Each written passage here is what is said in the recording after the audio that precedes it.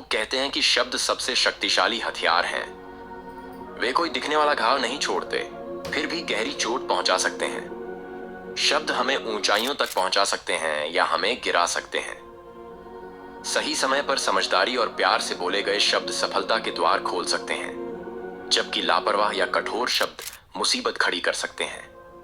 लेकिन एक और शक्ति है जो शब्दों से भी बड़ी है, मौन।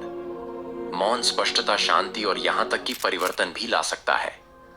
ये कहानी है कि कैसे मौन ने एक बेचैन आत्मा को बदल दिया और भीतर छुपी शांत शक्ति को उजागर किया।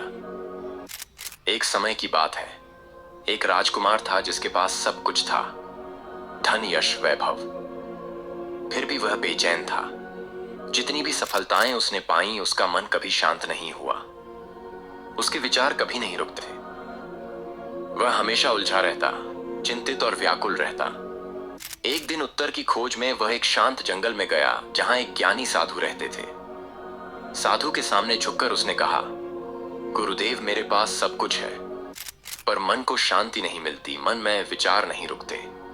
मैं थक गया हूं, कृपया मुझे मार्ग दिखाइए। साधु मुस्कुराए और बोले, जिस उत्तर की खोज तुम कर रहे हो वह तुम्हारे भीतर ही है, लेकिन उसे सुनना सीखना होगा। मैं तुम्हारी मदद करूंगा, पर एक शर्त है। बेचैन राजकुमार तैयार हो गया।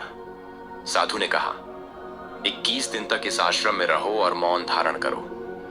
जितना हो सके कम बोलो, देखो, समझो और बस रहो।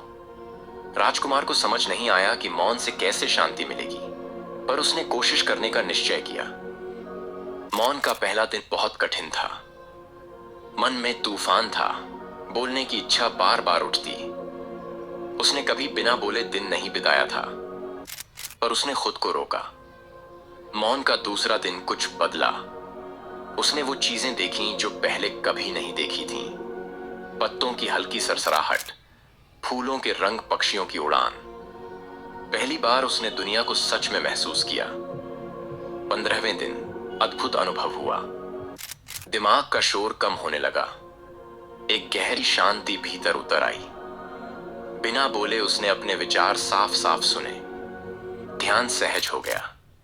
जीवन में पहली बार उसने सच्ची शांति महसूस की।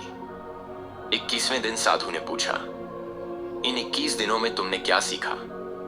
राजकुमार बोला, गुरुदेव, मेरी बेचैनी का कारण मेरा बोलना था। मैं बेकार की बातें करता, गपशप करता, दूसरों को जज करता और दिमाग को फालतू विचारों से भर देता। यह निरंतर शोर मुझे थका देता था। पर जब मैंने मौन धारण किया, मन साफ हो गया। मैंने समझा कि मौन की शक्ति कितनी गहरी है।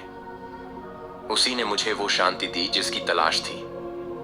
साधु ने कहा, तुम अकेले नहीं हो। बहुत से लोग इसलिए बेचैन हैं क्योंकि वे बहुत बोलते हैं। वे शब्दों का सही इस्तेमाल नहीं करते, दूसरों को चोट पहुंचाते हैं या खुद को बेकार के विचारों में डुबो देते हैं। लेकिन मौन स्पष्टता लाता है। यह हमें खुद से जोड़ता है, ताकत देता है और सिखाता है कि वास्तव में क्या महत्वपूर्ण है। शांति बाहर से नहीं आती, वह भीतर से आती है। राजकुमार ने समझ लिया, मौन खालीपन नहीं है, बल्कि आत्म जागरूकता और आंतरिक शांति का मार्ग है। वह अपने राज्य लौट आया, लेकिन अब वह बदला हुआ इंसान था। उसने बोलना कम कर दिया, सिर्फ जरूरी बातें करता। धीरे धीरे उसका जीवन शांत, संतुलित और सार्थक हो गया। जब वह बोलता, उसके शब्दों में गहराई और प्रभाव होता। लोग उसकी बातों को आदर से सुनते क्योंकि उसके मौन ने उसके शब्दों को शक्ति दी थी। इस कहानी से हमें यह सीख मिलती है कि मौन सिर्फ आवाज का अभाव नहीं है, यह शांति की उपस्थिति है। यह दिमाग को साफ करता है, विचारों को गहरा करता है और हमें खुद को और दुनिया को बेहतर समझने में मदद करता है। आज की शोरगुल भरी दुनिया में, जहां हर ओर ध्यान भटकाने वाली चीजें हैं, मौन एक अनमोल तोहफा है। अगर हम इसे अपनाएं तो यह हमें बदल सकता है। तो हर दिन कुछ समय मौन में बिताइए, चाहे कुछ मिनटों के लिए या कुछ घंटों के लिए। मौन को अपना मार्गदर्शक बनाइए। याद रखें, जब हम मौन को सुनना सीखते हैं, तब हम भीतर की सच्ची बुद्धि को जगाते हैं।